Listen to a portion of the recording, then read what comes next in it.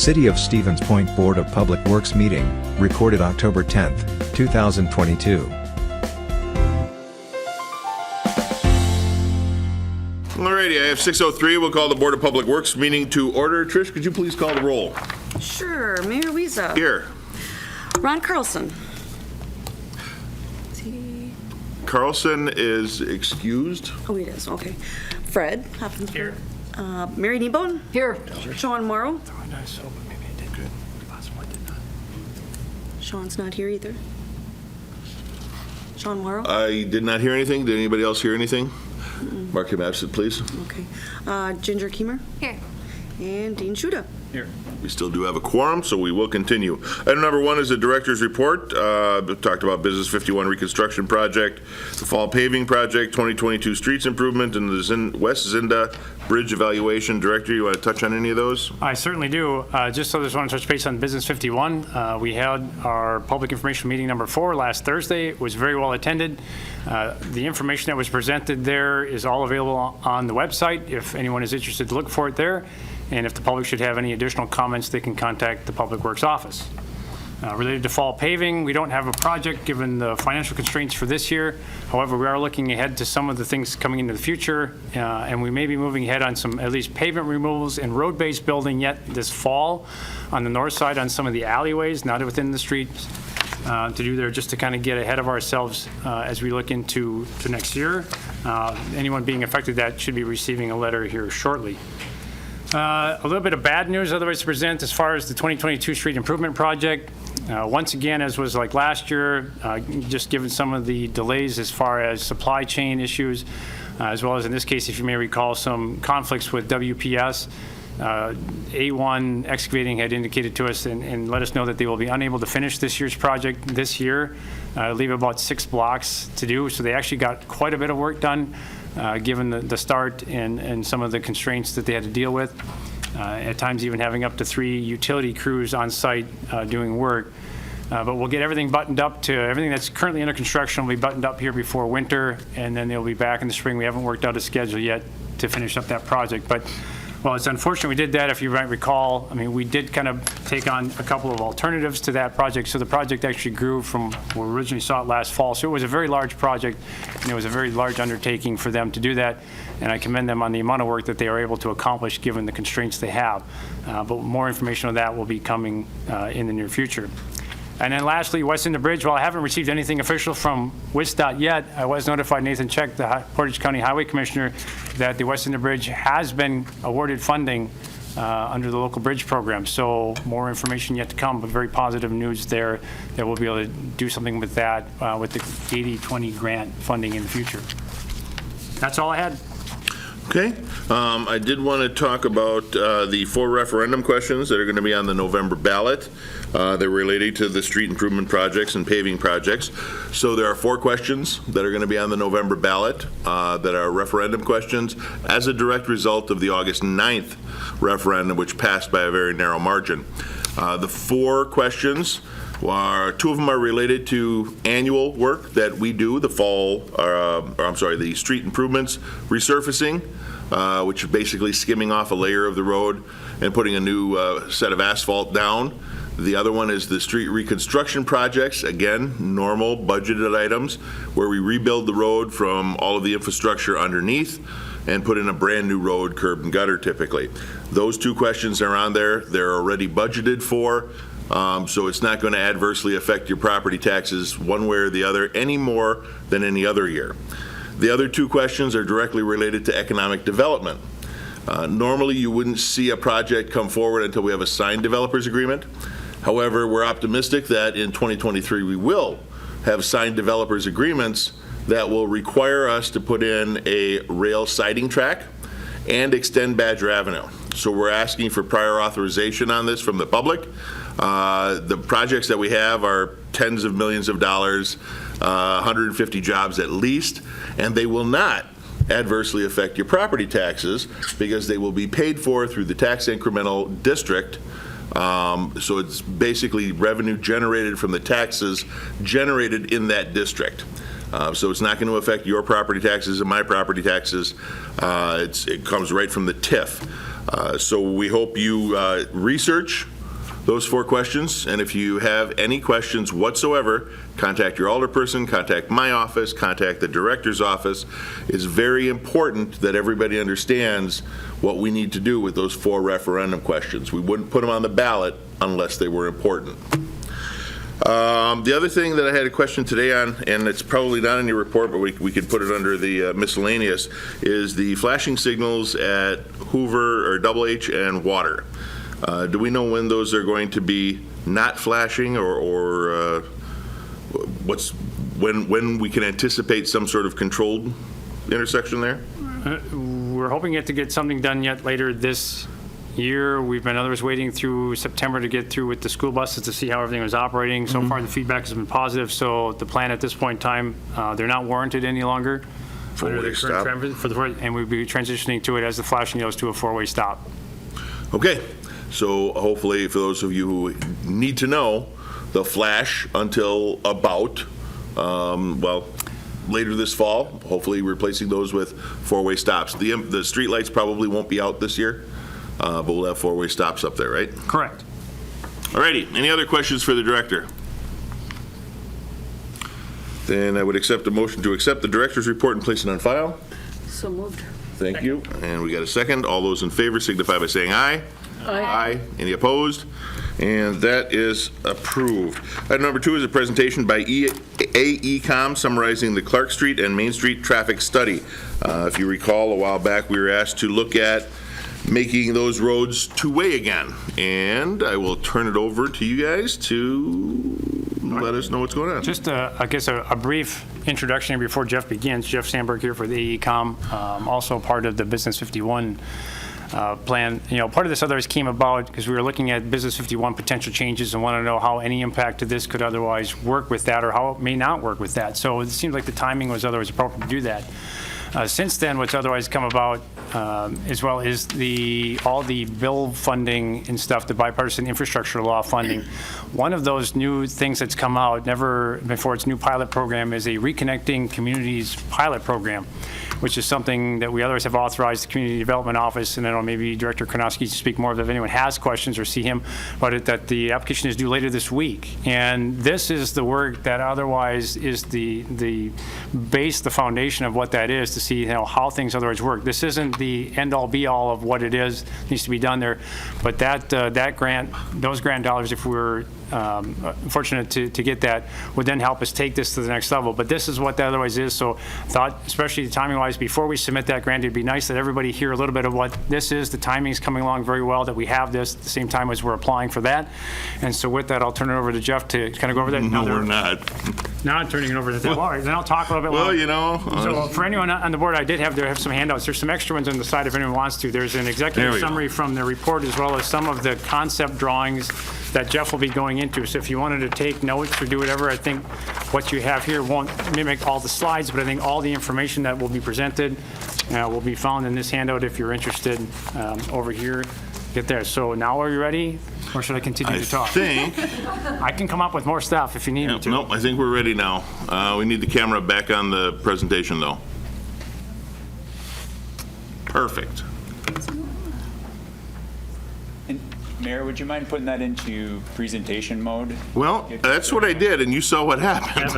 So we'll probably go with that. So I would say let's leave it at this for now. Okay, that's fine. I guess you can all read my notes and let me know if I missed one of them. So, yeah, again, thank you all for having me here today to talk about the Clark Street and Main Street traffic study that we just finished up recently.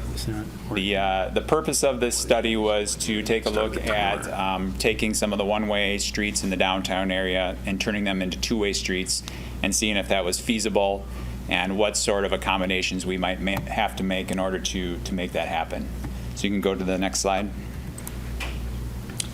So on this slide, you'll see the pink routes.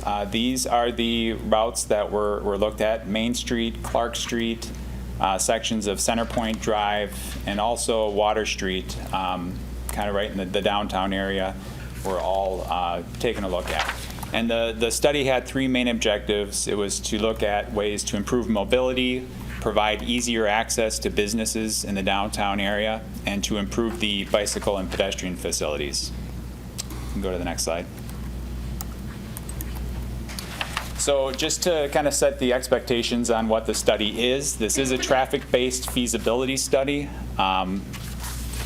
related to removing those one-way streets, turning them into two-way streets. This is not a comprehensive evaluation of all the impacts that could be involved with this type of project. If the city decides to move forward with a project to pursue this, then that will be addressed further down the road.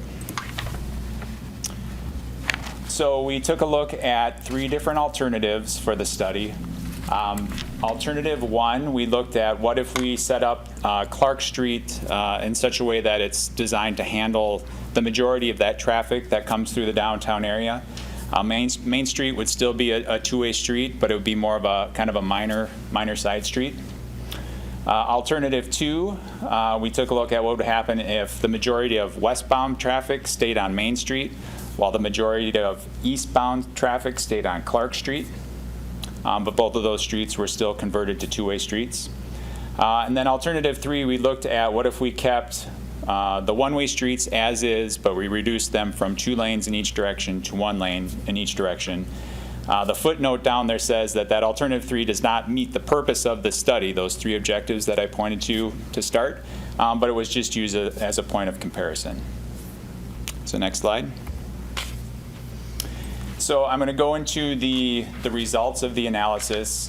When we talk about traffic studies and analysis, we usually talk in terms of level of service, which is a measure of average delay that's experienced. So it's given a letter grade, much like in grade school. Level service A means very little delay. Level service F means lots of delay. So what you're seeing here is the no build from future year 2047, which means the existing roads the way they are, but with future traffic. And you can see there's not too many issues out there. We have you'll see a couple of red arrows. Those indicate individual movements where the level of service was deficient. But a lot of times those are things that can be addressed with minor changes, or sometimes it's just something that we will accept because the impacts would be quite great to improve upon that. So next slide. So getting into the results for alternative 1, this is where Clark Street kind of acts as the primary route. So I wanted to step back too and mention that we in order to model these as two-way streets, we had to make some assumptions on where traffic is going to be going. So what we're calling here the baseline scenario, that was kind of our best guess as to where traffic would be going. But we also recognize that this is not a perfect science. So we wanted to take a look at what if less traffic ended up on Clark Street than we anticipated, and what if more traffic ended up on Clark Street than we anticipated. So on the bottom, you see those call-outs where we mentioned the low scenario and the high scenario. That's kind of what that's referring to, just to indicate that we did take a look at those different options. But no matter which option we look at here for alternative 1, you see a lot of red and a lot of red arrows on the board. So this had quite a few deficiencies compared to the no-build alternative. So you go to, yep. So next up we have alternative 2. This looks not as bad as alternative 1, but we still have quite a few red arrows and a couple of partially filled red circles, which indicates we have some level of service and delay deficiencies with this alternative as well. This was the one where we assumed westbound traffic would stay on Main Street, eastbound traffic would stay on Clark Street. Next slide. So for alternative 3, this was where we reduced all these one-way roads to a single lane in each direction. And you can see it's not too much different from the no-build scenario. There are still some local turning movement deficiencies here, but again, probably nothing that couldn't be worked around. So where does that leave us? For the 3 alternatives we evaluated, unfortunately, alternatives 1 and 2 were not feasible due to deficient level of service, and alternative 3, even though the level of service looks okay, it doesn't really meet the goals of what we were trying to accomplish. So we moved on and decided to take a look at additional alternatives. And what we did was If you notice from the first couple alternatives, the deficiencies seem to be centered around Division Street and Michigan Avenue. So we realized that, well, maybe we can take a look at an alternative where we make some of these two-way street improvements to the west of Division Street. So we looked at ways of doing that, and the first thing we had to figure out was how do we get that westbound Main Street traffic down to Clark Street. So we looked at 3 different options of doing that. You'll see the orange arrows is Rogers Street, that's one option. The red arrows is Church Street, that's another option. And then the blue arrow is Smith Street, and that's actually an extension of Smith Street. So the blue arrows are not actually there today. And so we took a look at those, and we actually determined that Smith Street was the preferred alternative. Rogers Street and Church Street, well, Rogers Street is a residential street. Church Street has more commercial access to it. But in order to make this cutover, we would have to take some parking away, and we have to convert it to a one-way street.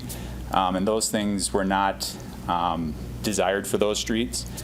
In addition, this new street's going to have to accommodate trucks as they take that one block jog from Main Street over to Clark Street. Next slide. So this is what that alternative 4 ended up looking like. The pink roads are one-way streets that would remain as they are today. The purple streets are roads that we would be able to convert from one-way to two-way streets. The dashed pink line is the removal of Center Point Drive, that section where it kind of makes a northwesterly cut from Main Street up to Briggs Street.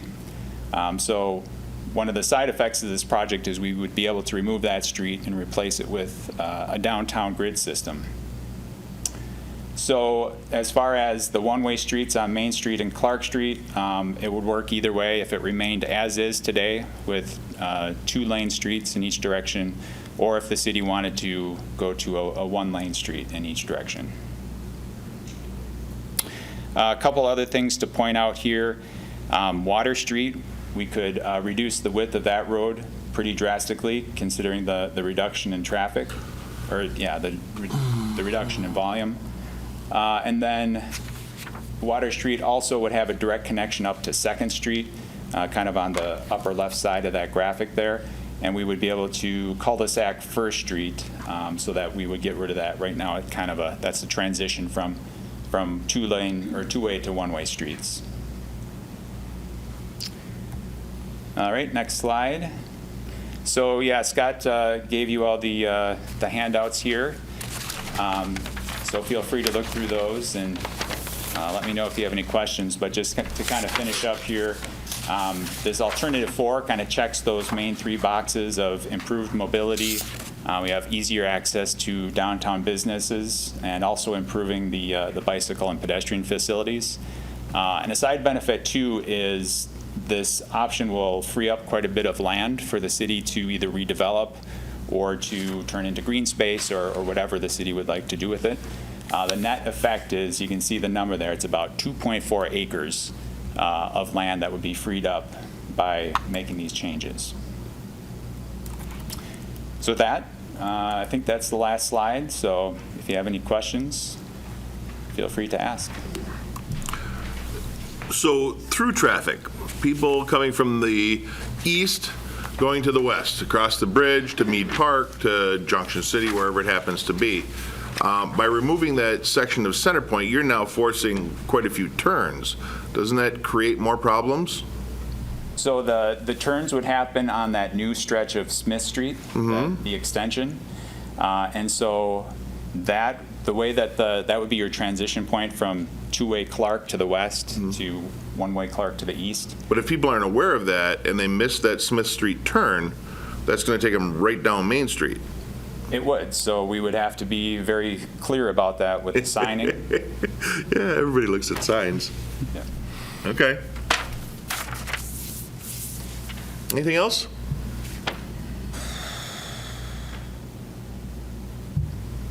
But up at the lectern, please.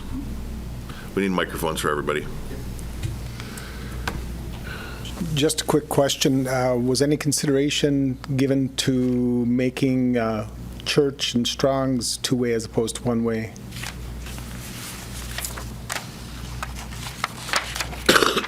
So those two streets weren't explicitly included in the study.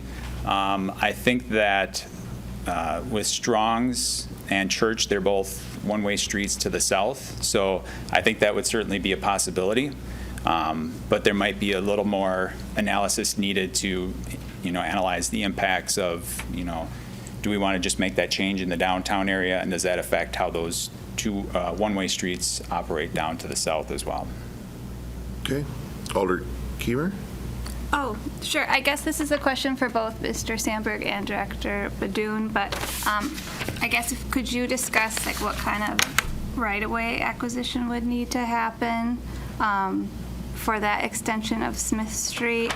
And then I guess just a comment, like this sort of, I go to the post office quite a bit, and I actually live not far from here, and I see a number of people kind of from that section of Main Street cut through this Associated Bank parking lot all the time because they want to turn around and go, down Clark Street out of town. And so in some ways, this sort of strikes me as like a desirability path, the way like you'll notice people cutting corners, and treading on the grass and making a shortcut. So I guess I see human behavior kind of doing this already in a less,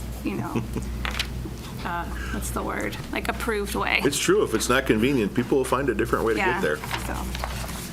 So yeah, right away. Yeah. So the first question, yes, right away. Yeah. And I know we kind of, Jeff, can you speak to exactly what it, because it's really just, it's within that parking lot. So we wouldn't have to purchase a home. So it's unlike other alternatives, which potentially could mean like widening the right of way, purchasing homes. This was really just the parking area. I think the biggest And the generators. issue would be, would be the relocation of the generator if arranged or however happens there, because it would be within this rate. But I don't know. I think you have it on your list as far as how much land that would actually be. The last line item in the table that's on the screen now says Smith Street Extension, 0.48 acres, so about a half acre roughly is what would be required. And as Scott mentioned, it would be primarily a parking lot area, but there is some generator and maybe some other utilities. There's two generators there for sure. Yeah, for the Associated Bank building. So that would have to be worked out with the property owner. All right, follow-up? Oh. No, that we're was good? it. Yep. Alderperson Shore. Thanks. David Shore, Alderperson for District 2. This is very helpful. Thanks for doing it. I'm glad that you looked at Alternative 4 because I think that some of the things that have been on my mind about this area are very much focused in that downtown portion. I mean, when you talk about access to businesses, my sense is that that's very much an alive concern on that stretch of Clark Street. At least, one of the business owners that I've talked to about this issue of switching to two-way was very eager to see it happen. And then over on Centerpoint, it's more of a kind of the direction things are going and what we're trying to do. So that's great. Those are the two, I think, the right two places for access to businesses. And then that stretch of Water Street, as great as the bicycle infrastructure project that we did is, and it is, I know there's concern, including the constituent who lives in my house with me, that's not the best part of the infrastructure, that Water Street place, which, as we've talked about before also, is really important in terms of that relationship between downtown and the park and the waterfront. Thanks. Okay. We got a few people standing up here. Director Konoski, did you have comments? I can wave. Director or Alderperson Dalton? You're just standing for the heck of it. Okay. President Johnson, you're up. I saw him standing there. I thought they were waiting to speak. I'm sorry. Standing is the new healthy thing to do. So sitting was like smoking a pack of cigarettes, they say. You should stop sitting. I should. I should. Gave up cigarettes a long time ago. First, thank you. I was one of the people who had asked for this because I couldn't visualize what would happen with a two-way, because I remember a long time ago, two-way downtown. When we had the grid. Yeah, and so this reminds me a bit of, everyone talks, just like if it could be like it was before, it's kind of like it was before. The grid system downtown is exactly what I remember before Centerpoint went through. So again, my appreciation to the director and to AECom. This helps me visualize it, and I appreciate the work that went into it. I don't know what the exact solution is, but this is a much better, it's a great document, set of documents that'll help us in decision making. So that's my only comment. Again, it reminds me of growing up when it was a grid system. So. You're up now? Okay. Sure, yeah, whatever works. Melissa, don't start smoking. No. I'll try to quit.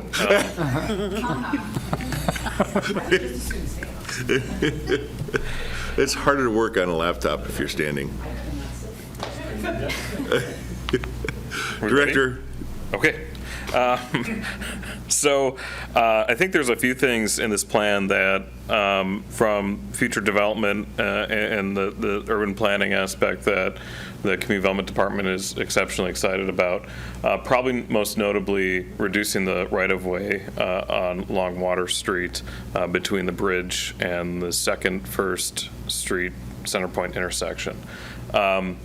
That allows us to, in the future, as we redevelop parking lots or as the bank parcel becomes redeveloped, to strategically push buildings closer to the street, creating that sense of downtown, framing in the street, while allowing the back end or the water side the opportunity to remain public and open and continue to be green space. Whereas right now, if we were to do this plan in 2047, which I hope to be about retired by then, so I'd like to see this before then, you would have some pretty exceptional green space between the buildings and the road right-of-way. And from a framing of the street, feeling that downtown-esque that I think we're really trying to go for in future development would probably be counterintuitive to what we're trying to achieve. Additionally, the green space at Centerpoint Drive area, there was some question. Last Friday, Chris Claysmith from my office and I did go downtown. We met with a number of businesses and showed them this plan just to get kind of that preliminary feedback. And it was all really positive. And one of the questions was, well, what happens to that right-of-way? And there's some pretty significant infrastructure, including Moses Creek stormwater diversion that goes down Centerpoint, underneath Rogers, through Trinity Lutheran, and underneath the dam. And so in order for us to identify that for redevelopment, it would take some pretty significant investment in the infrastructure, not to mention the water utility and the sewer utilities as well. So the general concept would be maybe you put a pathway through there and it becomes a linear park. So now instead of, if you want to get to the waterfront, instead of staying on the road or instead of crisscrossing through it, you could take that to Centerpoint, which would probably have a much more comfortable pedestrian bicycle feel to get to Piffner Park as an example. So there's a lot of really good things that come out of this plan.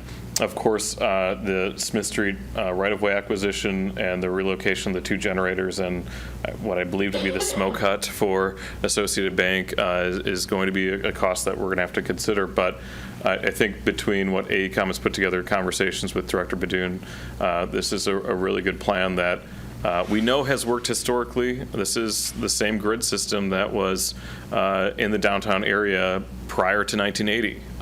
And so that's something to consider as well, that we're not reinventing the wheel. We're just trying to go back to a time that, we didn't have to have this giant concrete moat around our downtown. So we have been reaching out to the businesses. We have been getting that preliminary feedback, but from the community development aspect, there's a lot of really good potential here, and I'm really excited to see this hopefully come to fruition prior to 2047. So I'll keep saying that. I think I'd said in my interview a few years ago that I'd like to see the two ways addressed before I retire. So Come on, guys, we can do it. Well, they're addressed. They're addressed. We've just addressed them. There's like, I know there's 1055. I mean, there's addresses all over. All over the place, yeah. And thank you, Director. The Downtown Point Alliance actually has a meeting on Wednesday, and I'll bring this there to get some feedback.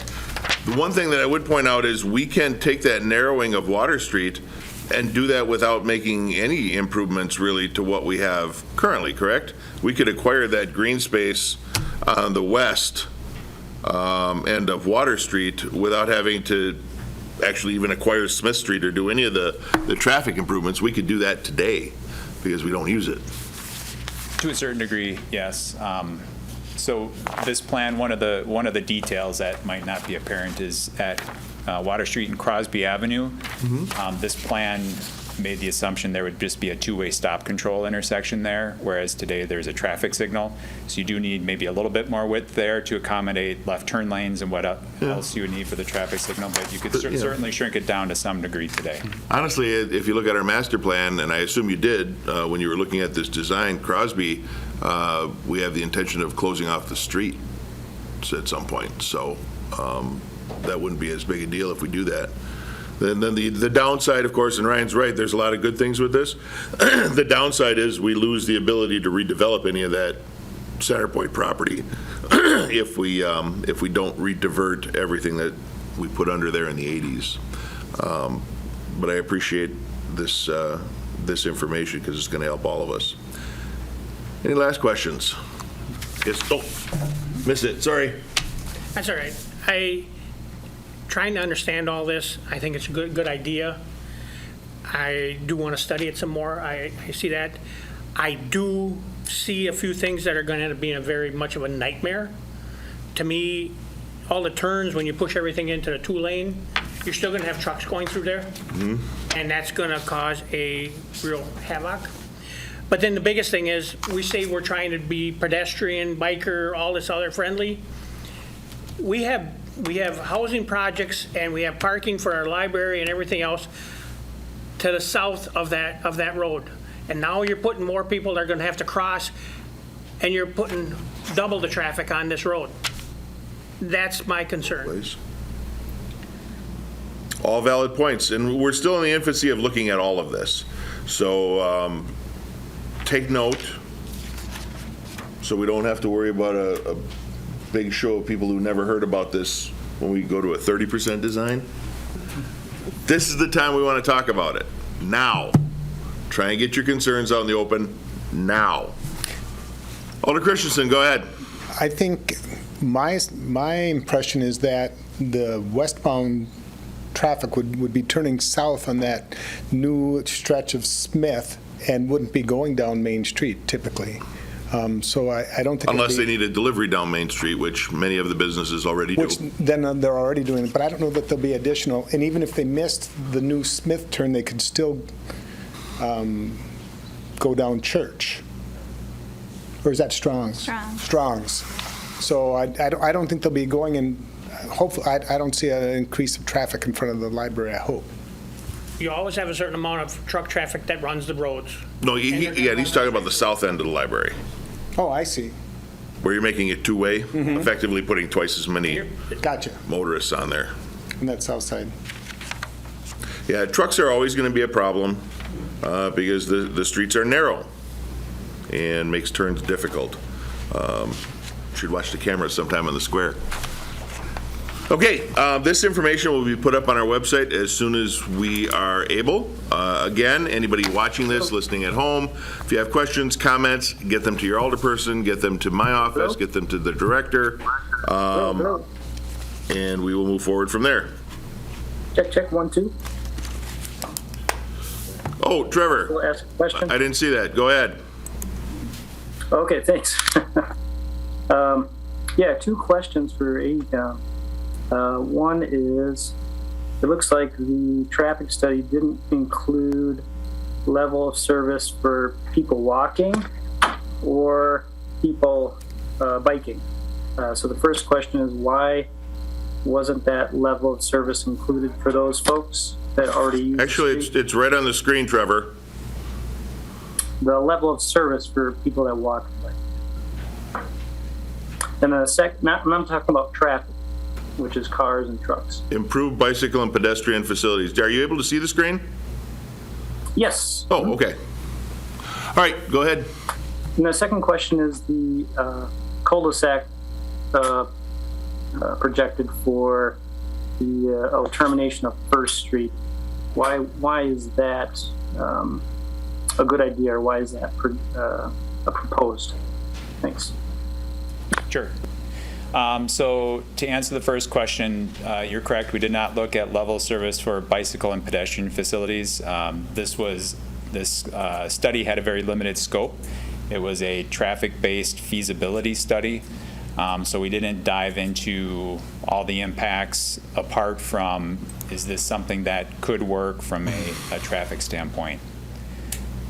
For your second question about the cul-de-sac on First Street, so the purpose of that cul-de-sac was to kind of separate out the way Water Street connects to Second Street. Right now it splits into a northbound and a southbound road, and with Water Street becoming a two-way road all the way up to Portage Street, we had that route along Second Street, and so there was really no need for that connection to First Street. There are a couple businesses on First Street that would still need access, and they would still have access, but that connection to Water Street would be removed. Alrighty, again, this will be posted up on our website. Okay, go ahead.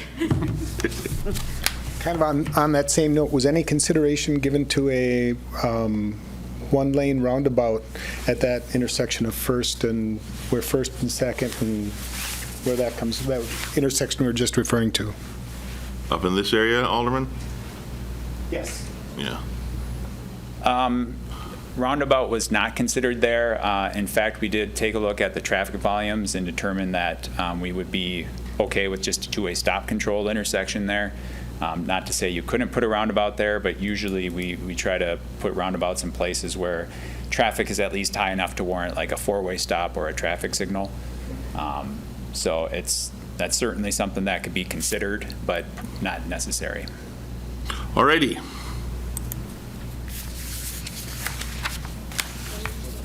Okay, we're good.